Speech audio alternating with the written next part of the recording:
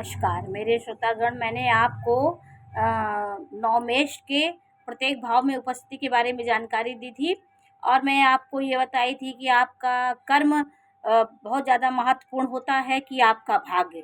इन दोनों में किसकी प्रधानता हमारे जीवन में ज़रूरी होती है।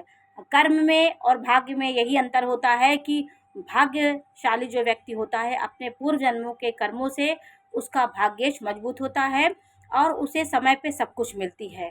समय पे सब कुछ ना मिलना ही यही भाग्य की खराबी का सूचक होता है। कर्म से तो हम बहुत कुछ बना सकते हैं, जब हमें आवश्यकता है तब हमें वो चीज़ नहीं मिल रही है, बाद में हम अपने कर्म से चाहे जितनी बड़ी दौलत इकट्ठा कर लें वो हमारे किसी काम की नहीं है। हमारे पढ़ने का समय है, हमें धन अभाव है, हमारी विद्या नहीं हो पाई, हमारा भोजन का हमें खाने का समय है, शरीर स्वस्थ करने का समय है, युवावस्था है, बचपना है, उसमें सारे अभाव में मेरे बीत गए। तो ऐसे धन की कोई आवश्यकता नहीं होती। उस धन का उपयोग करने के लिए कोई और व्यक्ति खड़ा रहता है उस धन को खाने के लिए। इसलिए हमें समय पे सब कुछ मिलना ही हमारे भाग्य की प्रबलता की सूचक होती है। मैंने आपको नवम भाव तक के बारे में जानकारी दी थी कि नवम भाव का स्वामी नवम भाव में हो तो क्या परिणाम देता है। अब मैं आपको दसम भाव, 11वें भाव, 12वें भाव के बारे में जानकारी दे रही हूँ कि आपके नवमेष का स्वामी यदि दसम भाव में है तो ये अपने आप में एक राजयोग बन जाता है। जैसे नवम का स्वामी दसम में हुआ, ये बहुत बड़ी स्थिति है। आपका भाग्य और कर्म दोनों आपके साथ खड़े होते हैं। आप अपने जहाँ कार्य करते हैं वहाँ आपका दबदबा होता है। अपने अधीनस्थ कर्मचारियों को आप बहुत अच्छी सी डीलिंग करते हैं और आपका भाग्य प्रबल होता है। ये दसम भाव जो होता है वो कुंडली का पिलर होता है। ये इतनी मजबूत भाव होता है। यदि आपका भाग्य भाव चाहे पापी ग्रह ही हो, शनि हो, सूर्य हो, मंगल हो, लेकिन वो दसम भाव में यदि बली है और दसम भाव में है तो अपने दसम भाव का फल देता है और आपके कर्म को वो आगे बढ़ाता है। आपके भाग्य और कर्म दोनों को आगे बढ़ाएगा। कर्म से जो हम कमाते हैं वो हमारे आज का होता है, लेकिन हम अपने पुण्यों से जो प्राप्त करते हैं वो हमारे भाग्य का वो होता है, सूचक होता है कि हमने भाग्य से ये चीज़ पाई। सही समय से आपको सही कुछ मिलना, आपके जीवन में खुशी का जो होता है माहौल, वो हमारे भाग्य से होता है। धन तो सबके पास होता है, सब कुछ होता है, लेकिन भाग्य हमारे जब भाग्य हमारा, जैसे हमारे नवमेष है, यहाँ पे नवम का स्वामी है, गुरु है, ये दसम भाव में है तो वो अपने नीच राशि में हो गया। किंतु यदि यहाँ पे शुक्र हो और यहाँ पे शुक्र हो या फिर कोई और मित्र राशि हो, बुध हो यहाँ पे, तो शुक्र वहाँ बैठ गया तो वो अपने मित्र राशि में हो गया तो वो बली हो गया। तो और 11वें भाव में यदि नवमेष होगा तो आपको लाभ की सूचना देता ही। आपके लाभ आपको निरंतर मिलते रहेंगे। आपका लाभ भाग्य से आपके लाभ की प्राप्ति होगी। एकाएक आपके धन की प्राप्ति होगी। कहीं ना कहीं आकस्मिक आपको कोई लाभ हो जाएगा। आप अपने कर्म से अपने भाग्य को उज्जवल करने वाले व्यक्ति होते हैं। लाभ भाव में कोई भी ग्रह होता है वो अपनी अच्छी स्थिति में वो सीधे पंचम भाव को दृष्टि देता है तो वो भाव अच्छा हो जाता है। तो नवम का स्वामी लाभ में हो तो आपको लाभ कराता है। नवम का स्वामी यदि 12वें भाव में हुआ तो ये आपको खर्च बढ़ाता है। आप खर्च भी बढ़ाएगा। यदि बृहस्पति है, जैसे यहाँ पे नवम का स्वामी बृहस्पति है और 12वें का स्वामी बृहस्पति है, ये मेष लग्न की कुंडली है तो नवम का स्वामी बृहस्पति है और 12वें भाव का स्वामी बृहस्पति है। तो ये अगर 12वें भाव में गुरु हो जाता तो स्वराशि का हो जाएगा, आपको विपरीत राजयोग का फल देगा।